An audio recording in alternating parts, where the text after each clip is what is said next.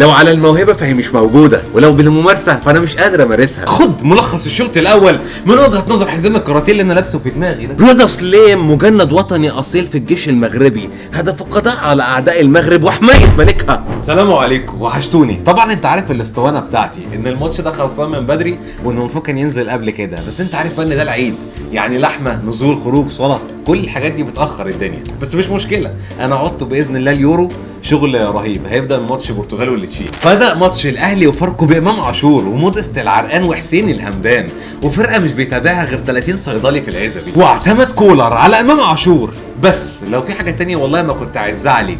اما المدير الفني لفاركو فكان عنده امل وطموح انه يغلب الاهلي بقوه المرتدات، بس الخطه باظت بسبب امام عاشور تالت. المهم الشوط الاول كان شوط عبيط كده محدش اهتم بيه ولا خطط له لحد الدقيقه 26، عرضيه بنيه من عمر كمال توصل لمودست اللي كان نفسه يعمل بيها حاجه، الحمد لله ما عملهاش. يفاجئ واحد من فاركو ويزقه وهوبا بيلين شاط امام عاشور 1-0 للاهلي. وبعدها بخمس دقايق مساحة يغطيها عمر كمال يهرب فيها جابر كامل اللي ياخد الكرة ويركلها، وفجأة يطلع له من العدم عمر كمال تاني عشان يشوطها فينا ويجيبها وتبقى منه احسن من الغريب، وهوبا 1-1 للاهلي وفاركو. وتيجي الدقيقة الثامنة من الوقت الضايع عشان توصل كرة بالحب لعمر كمال اللي يلمها ويبصيها لامام عاشور برضو اللي يفتكروا انه صفاحة 18، فهوبا يطلق الصاروخية 2-1 للاهلي. وفي ظل الاحداث الكتيرة دي كان في ازمة اني اتاخرت عليك في اني اقول لك خد ملخص الشوط الاول من وجهة نظر حزام الكاراتيه اللي انا لابسه في دماغي ده. لا انتوا الشغل مش مجزي معاكم بقى، يعني 40,000 جنيه وتأمين صحي في المصريين،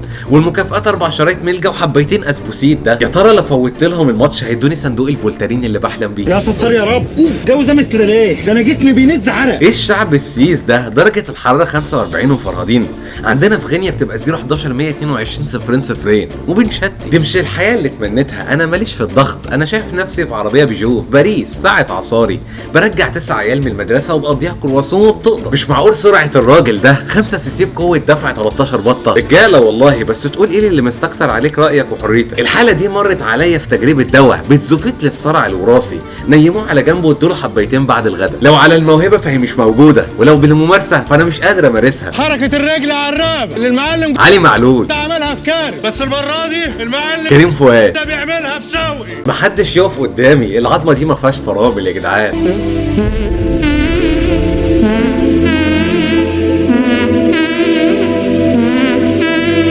ايه ده لعيب ما علينا منه، انا قايلين لي هات الكرة باي طريقة. وكل your about the match. طالما يعني طالما انت قول السؤال تاني. نفسي اركز بس مش عارف، دماغي كلها فيديوهات هروب عجول. انسى انها تيجي، حط لها قطره وسيبها فتره. خد دي كانت نصيحه طبيه مش تهديد على فكره، دواء كحه ونقوي اعصاب. احنا بنلعب في العزبي ستاديوم، بوش حضر مزيل الخطر، محدش ينده لي تاني الا لو في خطر جاي او شبير نازل او ايمن راجع. لا الغلطه دي مش هتتكرر تاني، مفيش حد عاقل بيكرر الغلط مرتين. خد يا شناوي، ايه بتبصلي كده ليه؟ مش نفس الغلطه دي، واحده جديده. اضرب يا ابراهيم. لا مش هقدر يا اضرب يا ابراهيم. ياما لا مش هقدر. اضرب يا ابراهيم. اضرب لا يا ياما لا ابراهيم. اضرب يا ابراهيم. الحمد لله على السلامة شودين اوكيزوكي. رغم انك ممكن ما تكونش عملت لا لايك ولا شير ولا تعليق ولا اشتراك، الا اني بحبك وما بحبش اتاخر عليك، فاخترت الوقت ده اني اقول لك فيه اثناء متابعتي للشوط الاول والثاني لفت انتباهي لعيب مختفي انا بس اللي شفته، كان نجم بس اتصاب او اتحسد تقريبا. كان تربية المغرب اللي كان عنده لقطات نهاريه بس عطلت كده، رضا سليم. وما لقيتش سبب لكل ده، وده اللي خلاني الجا للصحفي الكبير ابو المهازل. اهلا وسهلا بكم اعزائي المشاهدين في حلقه جديده من برنامجكم اسرار وخبايا المستديره، وعدت لكم باكتشافات جديده هتغير من مسار الكوري في افريقيا ومصر والدار البيضاء. رضا سليم مجند وطني اصيل في الجيش المغربي، هدف القضاء على اعداء المغرب وحمايه ملكها. فلو بصينا على ميلاد رضا سليم سنجد ولد في اكتوبر عام 1999. 1999 هو العام الذي تولى به محمد السادس حكم المغرب، الذي يعد الملك رقم 23 للمغرب. 23 هو عدد اهداف رضا سليم مع نادي الجيش الملكي المغربي، ناقص عدد اهدافه مع النادي الاهلي المصري. كان يبغيك دو صبي دو. خد الوطنيه المحيره كبيرة. بالنظر للبطولات التي فاز بها رضا سليم وتوقيتها، سنجد فاز بأول بطولة له في تاريخه، بطولة كأس العرش المغربية 2019 2020 هو العام الذي فازت به المغرب بأمم أفريقيا للمحليين، والذي اعترفت به أمريكا بالصحراء أنها مغربية، والذي يعد أكبر إنجازات المغرب في 2020. أراني احتر. خد الناهية المركبة، فاز رضا سليم بالبطولة الوطنية المغربية في 2022.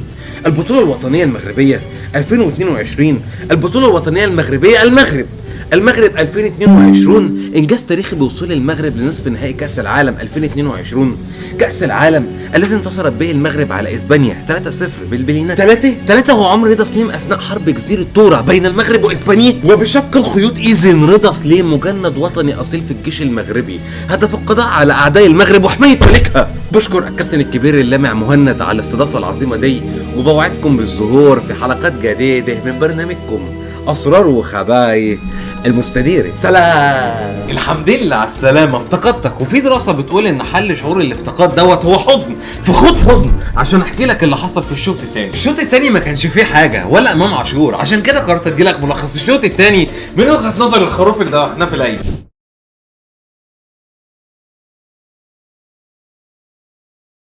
الحمد لله على السلامة. أنا جاي أقول لك شكرا وتسلم على وجودك عشان كملت معايا الفيديو لحد الآخر، وإحنا في العيد فكل سنة وأنت طيب تاني. وما تنساش تدلع أخوك بقى باللايك والشير والتعليق والاشتراك، ونوصل 500 لايك. 500 لايك مش حاجة صعبة عليك، وحاجة في اليسير والجميل وهتبسطني. المهم إن شاء الله بداية من ماتش البرتغال والتشيك أنا هبدأ إن أنا أنزل لك الفيديوهات بشكل دوري، اليوم بيومه بإذن الله طول اليوم، فدلعني هدلعك. يلا بينا، سلام.